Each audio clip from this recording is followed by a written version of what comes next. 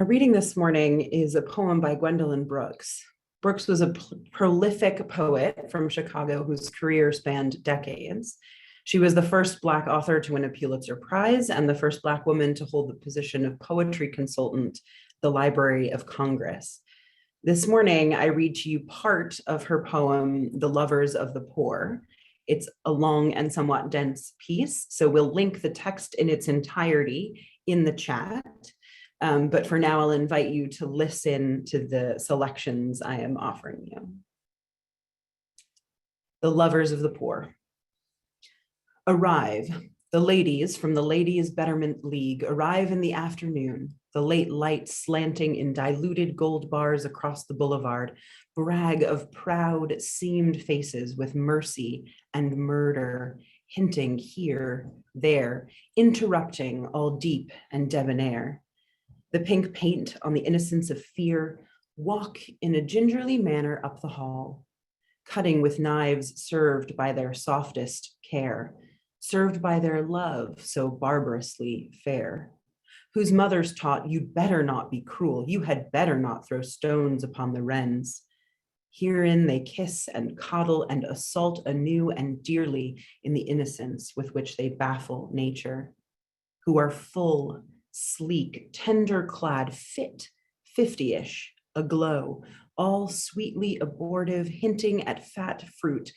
Judge it high time that 50-ish fingers felt beneath the lovelier plains of enterprise, to resurrect, to moisten with milky chill, to be a random hitching post or plush, to be for wet eyes random and handy hem. Their guild is giving money to the poor. The worthy poor, the very, very worthy and beautiful poor. Perhaps just not too swarthy, perhaps just not too dirty, nor too dim, nor passionate. In truth, what they could wish is something less than derelict or dull. Not staunch enough to stab, though, gaze for gaze. God shield them sharply from the beggar bold, the noxious, needy ones whose battles bald nonetheless for being voiceless hits one down. But it's also bad and entirely too much for them, the stench, the urine, cabbage and dead beans, dead porridges of assorted dusty grains, the old smoke, heavy diapers, and they're told something called chitterlings, the darkness, drawn darkness or dirty light, the soil that stirs, the soil that looks the soil of centuries.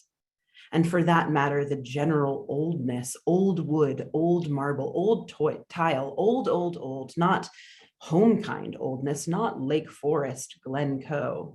Nothing is sturdy, nothing is majestic. There's no quiet drama, no rubbed glaze, no unkillable infirmity of such a tasteful turn as lately they have left. Glencoe, Lake Forest, and to which their cars must presently restore them, when they're done with dullards and distortions of this fistic patience of the poor and put upon. Their league is allotting largesse to the lost, but to put their clean, their pretty money, to put their money collected from delicate rose fingers, tipped with the 100 flawless rose nails, seems.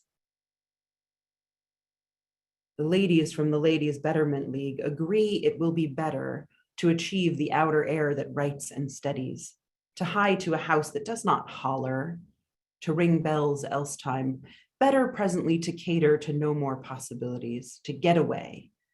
Perhaps the money can be posted. Perhaps they too may choose another slum, some serious, sooty, half unhappy home where loathed love likelier may be invested, keeping their scented bodies in the center of the hall as they walk down the hysterical hall. They allow their lovely skirts to graze no wall, are off at what they manage of a canter, and resuming all the clues of what they were, try to avoid inhaling the laden air.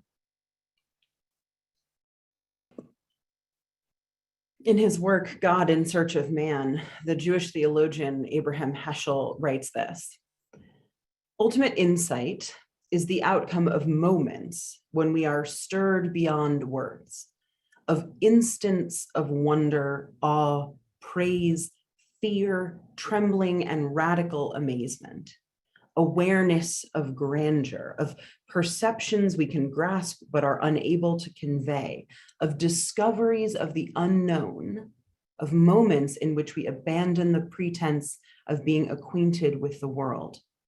Ultimate insights are events rather than a permanent state of mind.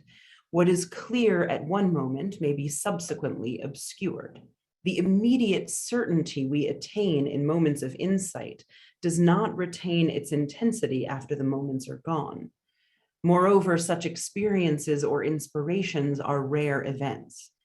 To some people, they are like shooting stars passing and unremembered.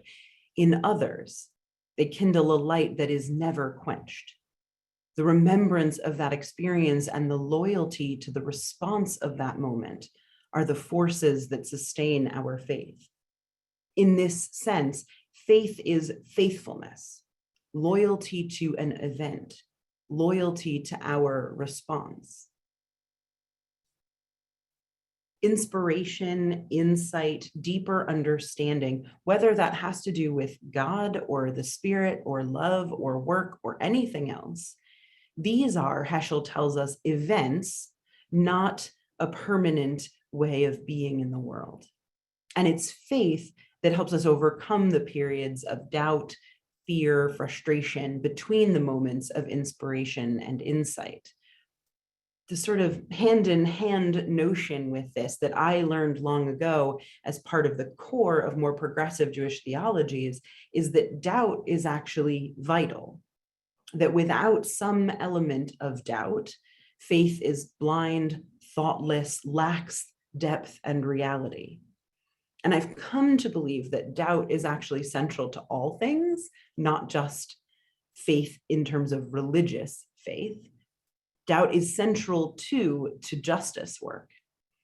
Last week, I shared with you that story about Martin Luther King Jr.'s moment of fear, of wondering if it was all worth it, his moment of doubt, because that's what it was, a moment of self-doubt, a moment of doubting the truths that he spoke so clearly, that change is possible, that the world moves toward justice, that love lights the way.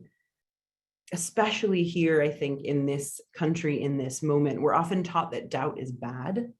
We should know for sure that our partner's the one before we get married. We should have no trace of doubt before having children. We should feel 100% committed to our jobs at all times. America, in our desperate desire to exhibit strength and certainty, often denies the value of doubt, especially since doubt and fear often go hand in hand, though they need not. And we really don't like to be afraid here in this culture. We see it as a weakness and a fault. But it's the case that religious traditions have long held that doubt is part of what achieves a mature and full faith, and that fear can be an opening to deepening the self and deepening relationship to the holy by way of awe. Blind acceptance is not faith. Faith is built from questioning. Faith comes from thought, experience, research, engaging deeply with questions of importance. And working for justice in the world requires faith. We know this because there's no immediate return most of the time. The work is slow and consuming, and it requires faith strengthened by doubt to achieve that long-term commitment. The moments of inspiration and wholeness and insight, the moments when we feel the truth of the possibility of change and a new world, those are rare times. Usually what moves in between those shooting stars is a sense of impotence or fatigue over all that must be done, or frustration about how long it takes. I suspect all of you engaged in justice work know those feelings well. And it's something else that then holds us together. And it's not constant optimism or even constant hope. I do think it's faith. You might use the word commitment or determination, but undergirding all the work that we come back to again and again is a deep desire to achieve or return to a vision that we believe is possible. There's so much work to do, requires a lot of faith. Today, as we mark this week, the 49th anniversary of Roe versus Wade, we have to recognize that although there has been progress, we have so much more to do to secure the full breadth of reproductive justice for all people. And we would be remiss if we thought the work was isolated only in the area of reproductive justice itself. In fact, that term is actually designed to encompass so much more. My colleague, the Reverend Darcy Roque, who has been a stalwart reproductive justice warrior in the past decade, in a talk delivered at First Unitarian Society Public Forum on Reproductive Rights in 2018, said this: "The term reproductive justice was coined by women of color, primarily Black women, in the early 1990s to provide a larger framework beyond choice, often focused solely on abortion access. We recognize the historic significance of Roe v. Wade to the health and lives of women around this country. However, after this historic Supreme Court decision, choice still seemed to be reserved for white, wealthier women. What choice do you have if there is no accessible clinic? What choice do you have if your reproductive decision-making is dictated by your dire financial straits rather than what you want or need?" And so women of color, those most deeply impacted by the ways in which racism, classism, sexism, and capitalism prey upon all types of reproductive challenges, created a revolutionary new intersectional framework, reproductive justice. She continues, "Reproductive justice, while wide-ranging, at its core begins with these foundational rights: the right of women to have children, the right of women to not have children, and the right of women to raise their children in safe and healthy environments." Over time, those core rights that Darcy explains have expanded to include all folks having access to healthcare and being allowed their right to self-determination. But in its infancy, this is what reproductive justice hit at, that choice isn't choice if minimum wage isn't enough to provide shelter and safety for a child.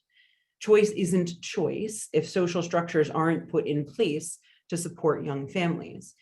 And disproportionately, women of color were impacted by this fictional choice offered by the movement for abortion rights.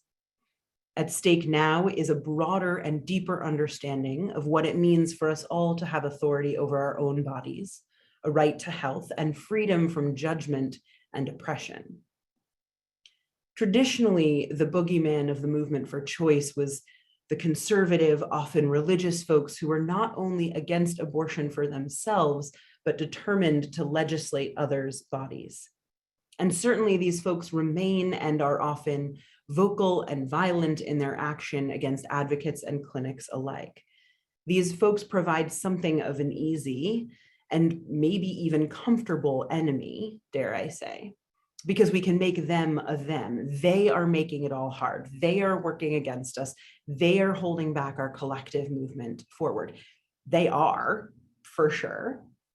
But what the women of color who coined the term reproductive justice and the advocates who've joined the cause since realize is that what is also holding us back is institutional racism and the ways that our capitalist system fails us so wildly.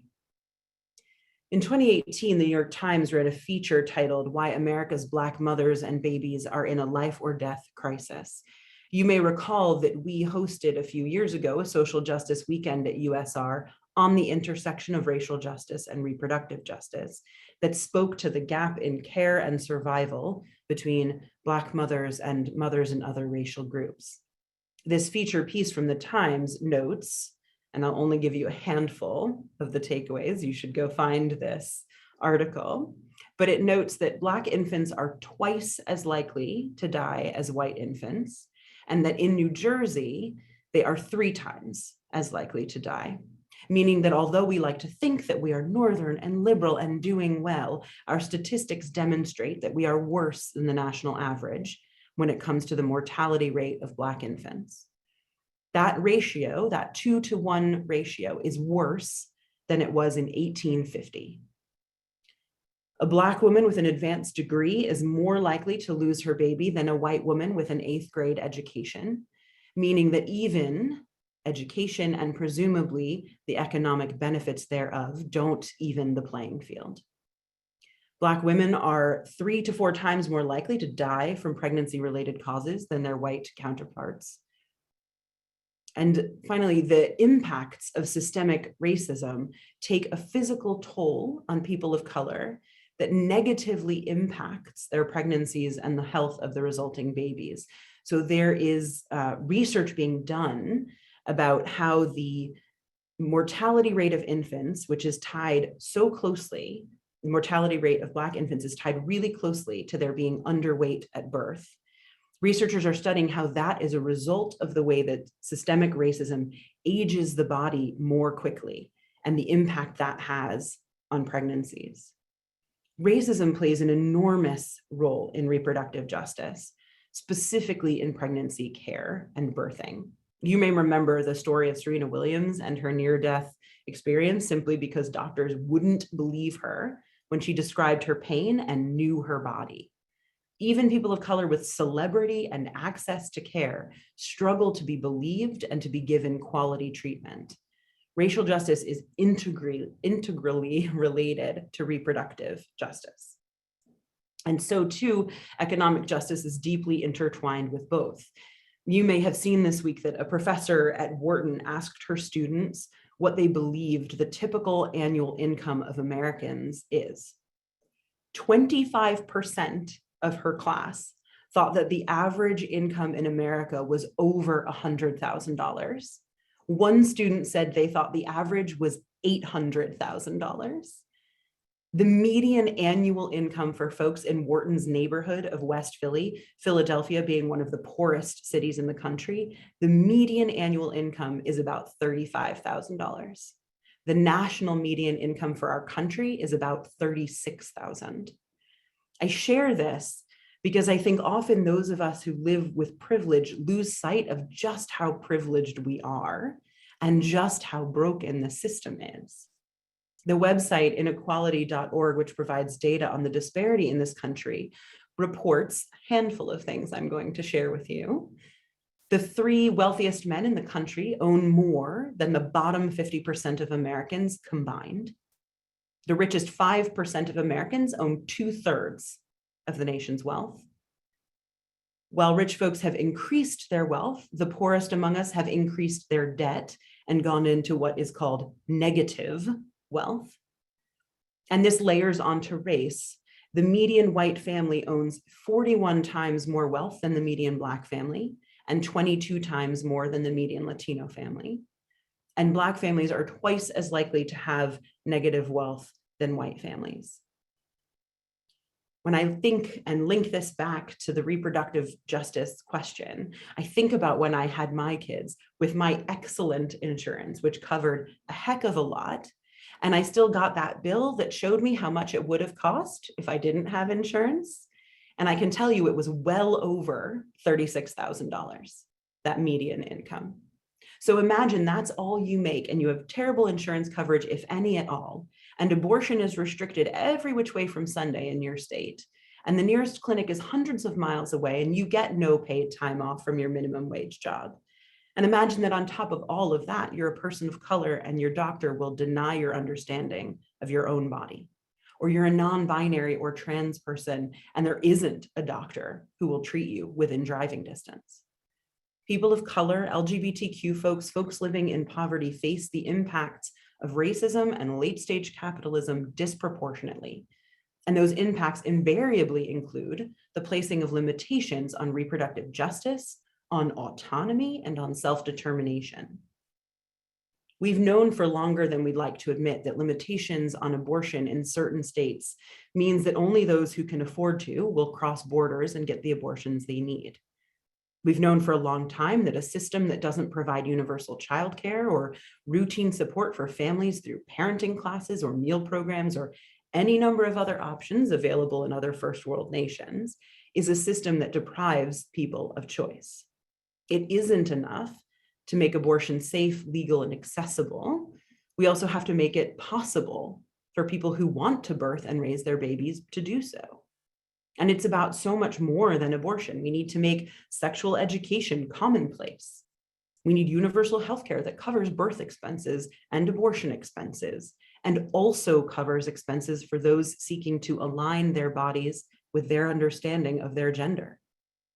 Our economic system is a mess, and we do not care for one another, leaving behind in particular people of color and LGBTQ folks. It's shameful, nauseating if you look too long at the statistics, just how much wealth is hoarded by a tiny percentage of people in this vastly wealthy country, while babies are starving and people are dying and whole communities are getting cast aside.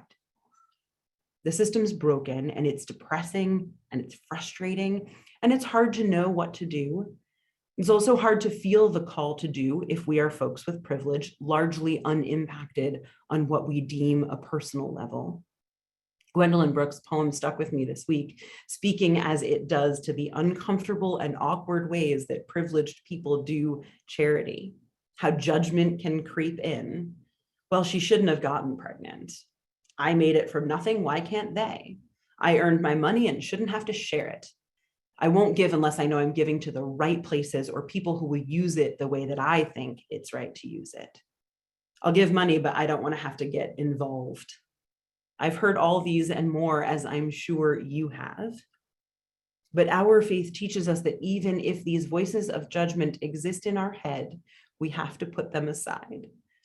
It teaches us that it doesn't matter if social justice issues impact us in a way that we understand as direct. It teaches us that we ought to be sacrificing, changing our lives in order to make the world better for everyone. Our faith calls us to understand all of it as personal, that we are one human family and what impacts one impacts all. Martin Luther King Jr. taught that. Our shared beliefs teach that. The songs we sing about who we are as a human family teach that.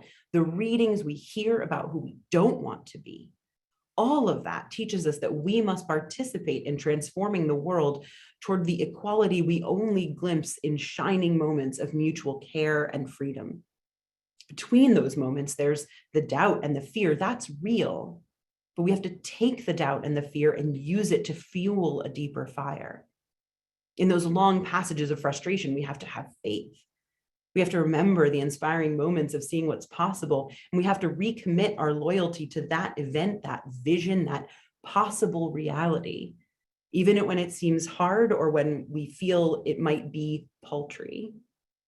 But the thing is, it isn't paltry, even though we sometimes feel that way. Advocacy actually works and it matters, and every win must be seen as an event of insight to be expanded on, built on. Just recently, a bill passed in New Jersey, you may have seen this, that secures the current right to abortion for New Jerseyans. It solidifies and codifies that. It's an important first step. The bill addresses reproductive justice in a bit of a vacuum, though, and the Thrive Coalition, of which the Reproductive Justice Task Force of the UUA Faith Action NJ is a part, will be advocating for continued expansion. The Reproductive Freedom Act that Thrive proposes includes guarantees of access to abortion for immigrants, folks in poverty, and so on. The RFA insists on addressing the economic impediments, not just the legal ones. It is work by groups like this coalition that affect real change, because advocacy works. And each one of us can be part of that. We don't have to be perfect or a great orator or even devote our life to this work. And we can still take a role in transforming the world. We're called to take a role in transforming the world. Even if we aren't sure about what we have to offer, even if we think it's too little, even if we doubt, we are called to have faith and take action. So today, I'm going to give you a bunch of ways to do it. So you can look right into the chat. We will literally provide you links. All you got to do is stay at that computer and click on them, okay? So first, one thing you can do is to start following our Unitarian Universalist Legislative Advocacy Network. That's what UU Faith Action New Jersey is. It is the advocacy arm of Unitarian Universalism in New Jersey. And our advocacy network here in our state is one of the most thriving, long-standing advocacy networks of UUs in the country. They do amazing work. Get online with them, follow the issues that are close to your heart. They send out action alerts, ways to get involved on different levels all the time. Start attending task force meetings for the things you're interested in. Use your time and energy working towards something that matters, and let that change you and change the world. Another option is to get online with Planned Parenthood. They have many ways you can lend your voice to their advocacy efforts, ways that you can get involved more day to day. I'm sure many of you know about various of the different ways that they work to secure access and to secure safety. Hop on their website, see what's up, see what you can do. I'll also invite you to check out Forward Together. Forward Together is an organization that is working toward a future where families are able to thrive with all the resources and support they need. It's a multiracial organization working for freedom and rights for all people. It's another great institution to go look at. Another New Jersey policy perspective. This is a self-described think and do tank that is advocating for policy changes to increase economic, social, and racial justice. Hop online with them. New Jersey Citizen Action is a coalition of local and grassroots organizations that work on anti-poverty, workplace justice, and accessible and quality healthcare. Putting that one in the chat too. Follow that link, see what they're up to. This is a handful of websites you can go to educate yourself on the ways that racial, economic, and reproductive justice are impacting our human siblings every day. And these organizations can help you get started on your justice journey, helping you contribute in ways that you are able. You can also bring your justice-seeking desires to USR. We have a racial justice team, a reproductive justice team, environmental justice, so many different groups doing great work to educate us and to move us toward collective advocacy. Check them out, attend a meeting, get involved. I'll ask anyone who's part of those groups to, if they're willing, put their name and email in the chat so folks can contact them, ask the members in those groups what they're up to. Don't let fear or doubt get in the way. My colleague, the Reverend Deanna Vandiver, writes this in a prayer that's also a call to action. She writes, as a people of faith, we are called to a love that is bold, to love beyond our skill and through our fear with courage and compassion. As a faithful collective, we are called to offer sanctuary, refuge, and comfort to everyone afflicted by the systems of oppression in this world. As faithful individuals, we are called to relationships of care and accountability. She goes on, it makes a difference in the quality of this world when people with access to privilege and power give voice to a vision of collective liberation and name the obstacles within and without that limit us. Our faith does not require that we be unafraid, only that we do not lead with fear or make our decisions from a place of fear. I love that. We do not need to be unafraid. We need to allow our fear and doubt to exist and to open us up to something greater. Forget perfection, forget strength, embrace wholeness and truth. Doubt and then do what you can do. Something, anything. Bring what you are able to the work of justice. By way of benediction, before we extinguish our chalice and head into breakout rooms, I offer you this very short piece of music.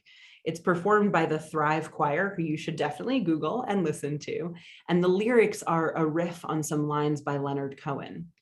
They go like this. They're really an adaptation of some lines by Leonard Cohen. It goes, forget your perfect offering. Just ring the bells that still can ring. There is a crack in everything. That's how the light gets in. So I'll invite you to listen and maybe start looking at those chat links.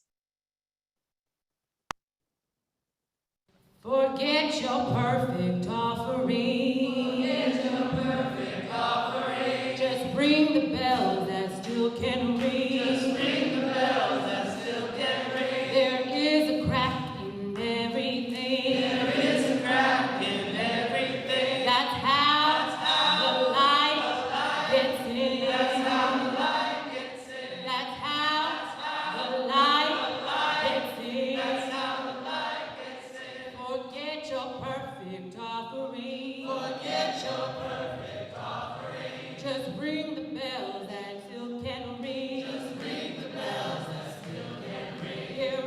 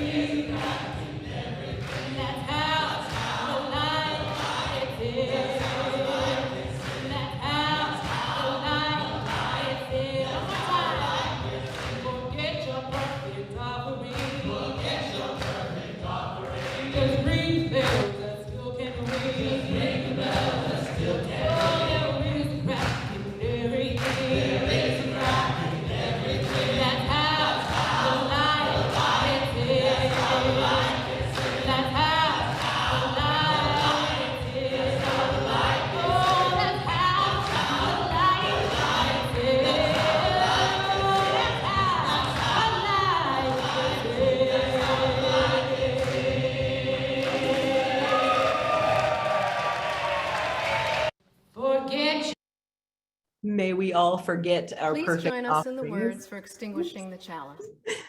and do what we can for the work for justice. May it be so. Now the chalice extinguishing.